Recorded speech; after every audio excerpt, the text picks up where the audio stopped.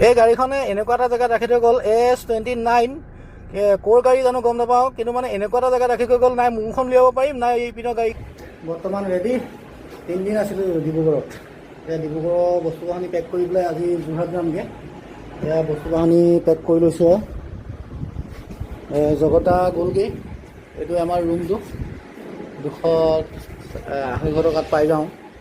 এয়া আৰু ঠিক আছে, আজি যাত্ৰা আৰম্ভ কৰোঁ আৰু ন।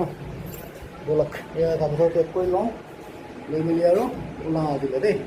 পাইছোঁ আৰু দেই, এয়া পেক কৰি ল'লোঁ, ৰুম চুমো অকণমান চিজিল কৰি মেলি ল'লোঁ আৰু ঠিক আছে, গৈ থাকোঁ আজিলৈ।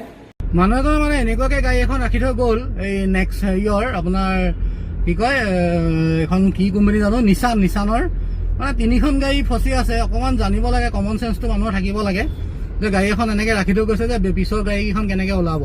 এতিয়া ওলালোঁ আৰু লাহে লাহে, এতিয়া পাৰ্টি উঠামগৈ আৰু এয়া